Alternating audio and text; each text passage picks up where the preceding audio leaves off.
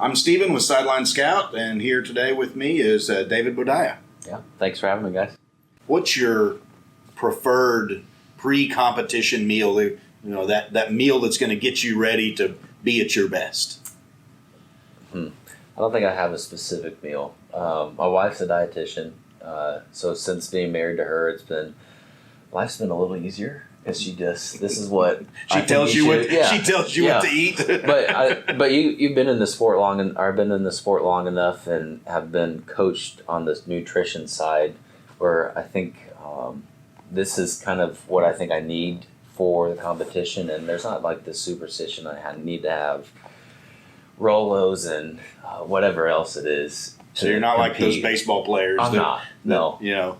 And what I think I like about this sport too is that it's also a huge mental game where I could just feel absolutely terrible and have the best meal of my life and prepared everything, and then I wake up the next morning and I feel terrible. But the mental capacity to push past that and continue on with the plan is what I think has been a strength and why I've had success in this sport. But also something I crave. I love the pressure of competition. I love the adversity that comes in competition, and the mental side is something that I've learned to respect in the sport. Do you ever find yourself, prior to competition and things like that? Do you have those nerves that where you've ever gotten sick before, or not just to the point where there's been anything coming up, but the nerves are there. And it's funny, I competed a couple weeks ago at a national championship, and this was kind of the first major event I've had since the Rio Olympic Games and having a year and a half off. And going into the finals, I just remember feeling like enormous amount of pressure. And as soon as I did my last dive, and the competition went well, I've never felt like so relieved in my life. I didn't realize how much nerves I had, and but I think nerves are healthy. You just got to learn how to figure out how to put those nerves in control. That's the part of the sport that I love, is trying to control your mind to the point where you get it in order to compete at a flip of a coin. And the Olympic Games, I'm training 4 years for an Olympic Games. There's 6 dives in a competition. A dive takes maybe a second and a half, and so that means I'm training 300 days a year, 4 to 5 hours a day, and for 8 seconds of competition. And so you have to be on at that specific point, and all that training that you've done those years before that play a role into those 8 seconds at an Olympic Games. Do you have you see it in other sports, and in basketball? I see it in basketball free throws. I see it in baseball before the guy gets up to the plate. He's got that pre-routine that he does every time. You have one of those? Yeah, I mean, I don't think it has to be to the point where I didn't throw my towel down at the certain spot that I wanted, and to a superstition standpoint. But I think if you don't have a routine, then I think you're setting yourself up for failure. And when you were talking, I went back to. So we had the Olympic finals in Rio at a 10-meter platform, and if you rewind 9 years before that, that's the Pan American Games in 2007 was in the exact same pool in Rio. This was kind of my first major event that I've had on the international level. I had a good preliminaries. I went in second to the finals, and so to that point it was like, well, the way things are going, I should be on the podium. And because I didn't have that experience in the finals, it started downpouring. It's an outdoor venue.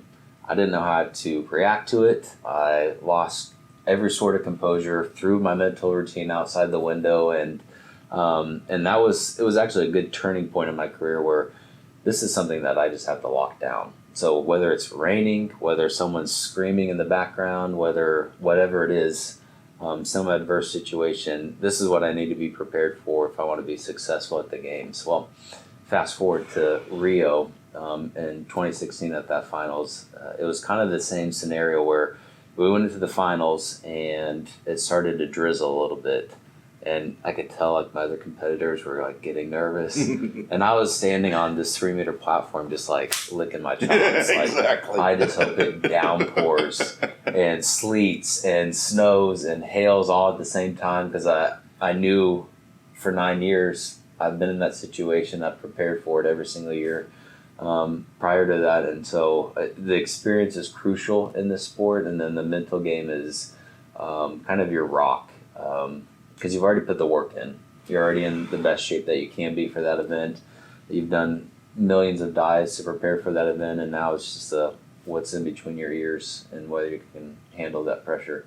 So, at all levels, people are being introduced to sports psychologists and trying to get that mental game and raising that piece of it. And is that, I mean, how did you get into that, or see that opportunity that you needed to get better at that? Yeah, it was. So I was introduced to a sports psychologist, Dr. Chris Carr, when I was 14. So I was just coming onto the sport, and I was progressing quickly.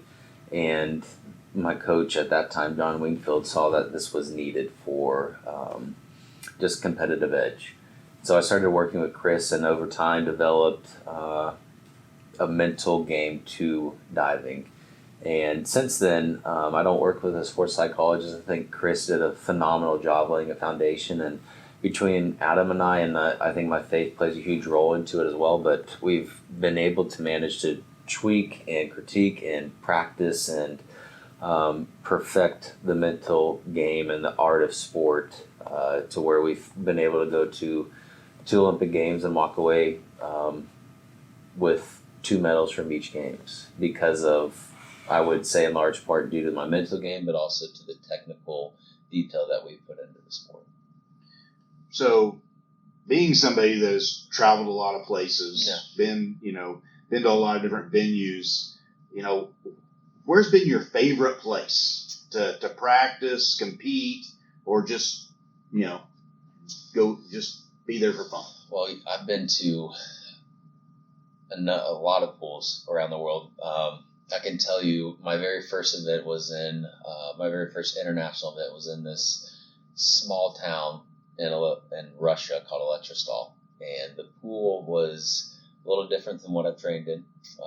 But I went up to the 10 meter. They had a hole cut out so you can jump and you don't hit the ceiling, and you walk up the ladder that's inverted and there's missing steps. And it was an old pool that had seen a lot of years. So that definitely was not my favorite. But there's been, you go to Dubai, and Dubai has a pool. Obviously, Dubai is amazing.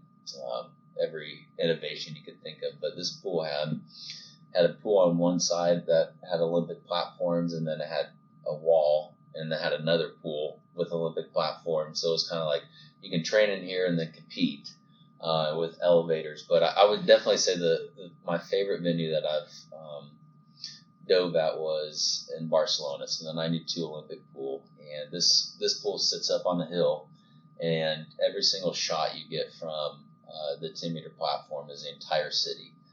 So you see the Sagrada Familia church cathedral in the background, and it's phenomenal. That's when your mental game really needs to be in there. Yes. No, it's funny. I went to that event, and I think this has kind of helped my mental game too, where I think a lot of athletes make this one event such a huge deal. And it is a big deal. You're training years for this one event. But it's kind of like a reverse psychology where it's really not that big of a deal. And I remember before I walked up to one of my dives on competition, looking out to the city, and there's millions of people out there, and you see all the little apartments and the huge office buildings. And I was thinking, there's a world out there that has no idea what I'm doing right now. So why am I making this a big deal? So there's a balance. Like that's a great outlet there. This is a big deal in competition, but it's really not a big deal, and learning how to flow with that.